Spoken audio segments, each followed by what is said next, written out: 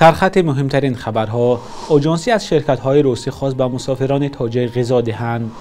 در نیم سال جسد 180 مهاجر را به تاجیکستان آوردند. و تفصیلات صدمه پرقربانی در راه خوجند مسجد.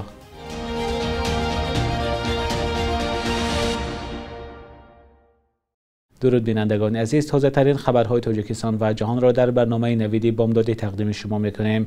امروز 25 ایول است و ساعت در دوشنبه 10.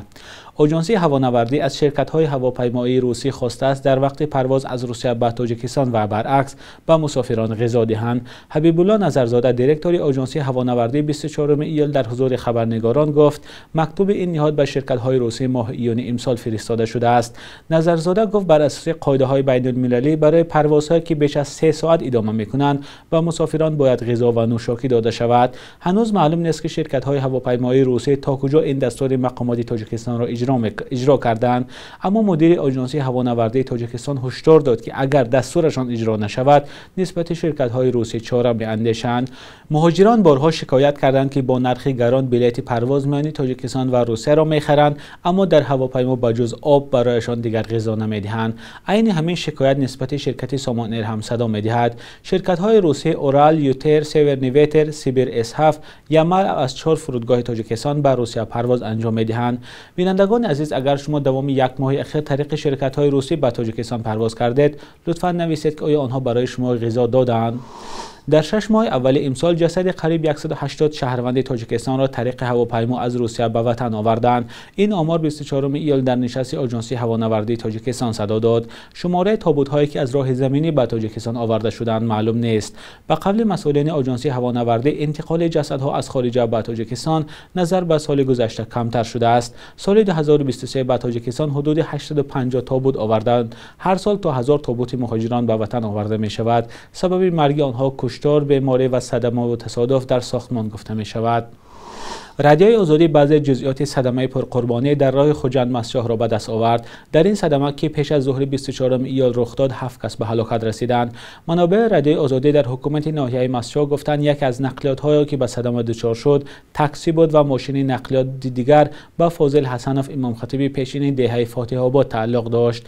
به گفته منابع ما، راننده تاکسی در روز حادثه از گذرگاه فاتح آباد آیبک مسافر گرفته به سمت خوجند روان بوده است. از آن طرف روحانی فاضل حسنوف همراه با همسر و 2 نبیرش پسرش را که از روسیه برمیگشت پیشواز گرفته به مسجد برمیگشتند. در نتیجه این صدمه امام خطیب همراه با همسر، پسر و 2 نبیره نابالغش در جای حادثه به هلاکت رسیدند. قربانیان 45، 19، 17 و 10 ساله بودند. راننده تاکسی و یک مسافر دیگر هم جان دادند و 3 مسافر دیگر را به بیمارخانه بردند. احوال 2 مسافر به گفته منابع رادیوی آزادی وزنی است. یکی از بیماران را به بیمارخانه ناحیه مسجد آورده بعد چند ساعت جواب میدهند. در تاجیکستان سالانه در صدمه‌های نقلیاتی صدها نفر کشته و مجروح میشوند و رعایت نکردن قاعده‌های راه، حرکت با سرعت بلند و ماشین‌های کهنه و راه‌های ناهموار را سبب‌های مرگ و میر زیاد در راه‌های کشور مینامند. یک مسئول خدمات علاقه تاجیکستان از بالاروی نرخ اینترنت در کشور طرفداری کرده است. رفیق جان شاکرov، اجرا کننده وظیفه سردار ریاست علاقه و اطلاعاتانه این نهاد، 24 ایول در نشست خبری گفت شرکت‌های مخابراتی باید نرخ اینترنت و علاقه را بالا برند چون خراجات زیاد دارند و بر علاوه باید بودجه دولت را پر کنند. شاکرov دلیل آورده است که شرکت‌های موبیلی بعد قطع سرتاسری برق در ماه مارس امسال تجهیزات‌های نو از جمله ژنراتورهای نو خریدند. این مسئول خدمات علاقه تصدیق کرد که شرکت مگافون تاجیکستان نرخ‌های خدمات رسانی را علاقه بالا برده است. حرف‌های مسئولین خدمات علاقه درباره زیاد کردن نرخ علاقه و اینترنت ضد و نقیض است. خدمات علاقه در آغاز امسال چند بار از شرکت‌های موبیلی دعوت کرده بود که نرخ خدمات رسانی‌های خود را گران نکنند. تاجیکستان به گروه کشورهای با سست‌ترین سرعت و خدمات اینترنتی داخل می شود. بینندگان عزیز، لطفاً نظر خود را در این موضوع در زیر برنامه نویسید. روز 24 ایول رهبری آژانسی هوانوردی تاجیکستان گفت دوام نیم سال 3400 تاجیکستانی را از فرودگاه‌های روسیه اخراج و دیپورت کردند. دیپورت مهاجران تاجیک به خصوص بعد حمله به کراکر زیاد شد. یک قسم این مهاجران را از طریق فرودگاه کولوب به تاجیکستان بازپس فرستادند. همکارم محمود جان رحمت‌زاده با مسئولین فرودگاه صحبت کرده این گزارش را آماده نمود. هر روز تا 25 اخراج شده از روسیه در فرودگاه کولوب از هواپیما پایین می‌شوند. شماره آنها تنها در 20 روز ماه ایول از 500 نفر گذشته است. در میان این افراد ساکنانی هست که به روسیه وارد نگشته از فرودگاه بازپس شدند.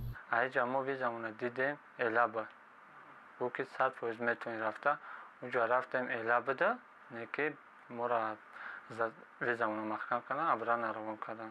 حالا نسبت سال گذشته افراد اخراج شده از ماه مارس به این سو صدها مراتب زیاد است. از همین سبب شماره پروازها هم از فرودگاه کلوب کم شده است.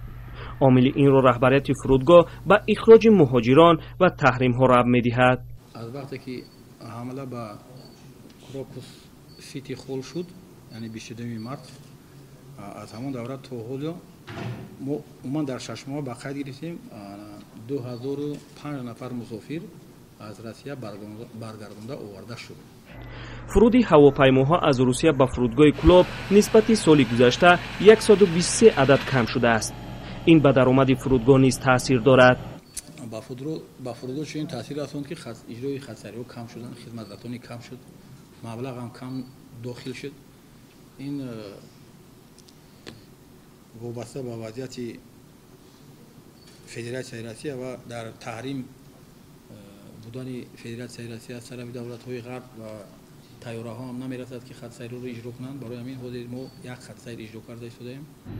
فرودگاه کلوب یکی از فرودگاه‌هایی است که حالا تنها به روسیه پرواز انجام می‌دهد. از همین سبب افرادی را که طریق این فرودگاه به روسیه می‌رود و اجازه وارد شدن ندارد، مثل مراد طریق همین فرودگاه به تاجیکستان برگردانده می‌شوند. محمود جان رحمتزاده، آزادی، کلوب.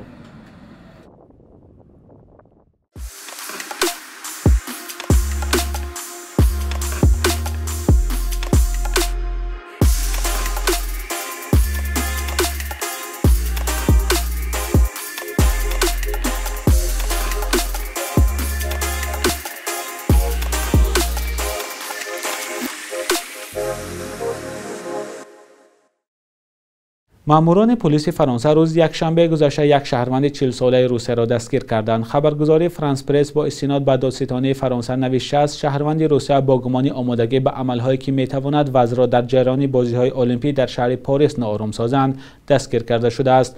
نامناسب بازداشت شده افشا نمی شود. ضد او روز سه‌شنبه با گمان جاسوسی به نفع کشور دیگر با هدف برانگیختن خصومت در فرانسه عیب اعلان گشته است. این بند قانون تا 30 سال زندان را پیش بینی می‌کند. رسانه پاریزن خبر داد که ماموران ریاست امنیتی داخلی وزارت کارهای داخلی فرانسه شهروند روسیه را بعد چند روز نظارت دستگیر کردند. بازی‌های تابستانه المپیک در پاریس از 26 ایول تا 11 آگوست امسال برگزار می‌شوند. نخست وزیر اسرائیل بنیامین نتانیاهو روز چهارشنبه 24 ایول در نزد وکیلان کنگره آمریکا سخنرانی کرد. در وقت صحبت نتانیاهو گروه زیادی معترضان طرفدار فلسطین در بیرون بینای کنگره تظاهرات کردند. نخست وزیر اسرائیل در صحبتش ایران را تهدید اساسی برای امنیت در خاورمیانه نام برده خواستار تأسیس یک اتفاق علیه خطرهای ایران شد. نتانیاهو همچنین از واشنگتن دعوت کرد که روند انتقال سلاح به اسرائیل را سرعت بخشد تا این کشور به هدفهایش در جنگ علیه حماس دست یابد. اسرائیل و گروه فلسطینی حماس بیش از 9 ماه است که در غزه جنگ دارند. بخش یک روز تاریخ را در تقدیم همکارم خیرمان بخازاده تماشا کنید که مهمترین واقعه‌های تاریخی در روز 25 ایول را فرا می‌گیرد.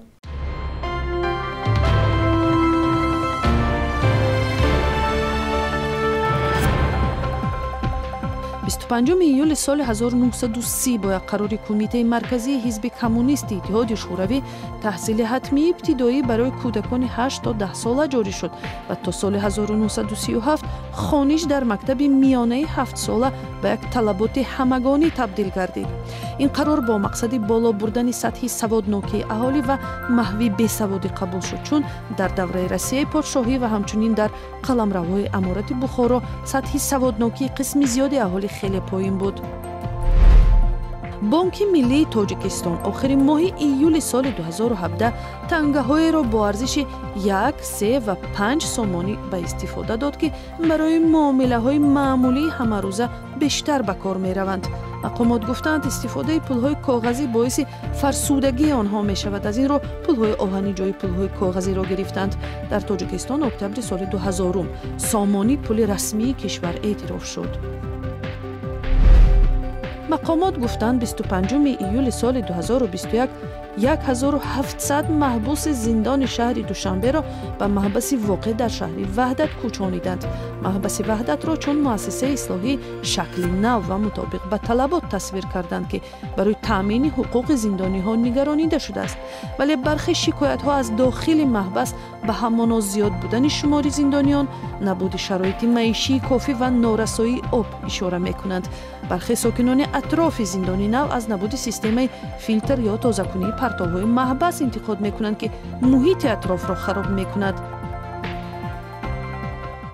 شبانه روز گذشته قرب روبل روسی در برابر اسعار ملی سامانه کمی بالا رفته ارزش دلار آمریکایی باشد کاهش یافته است. صبح امروز در بانک‌ها 1000 روبل روسی به 122-123 سامانه برابر است. 100 دلار آمریکایی باشد تا 1056 سامانه ارزش دارد. قرب رسمی بانک ملی تاجیکستان برای امروز چنین تعیین شده است.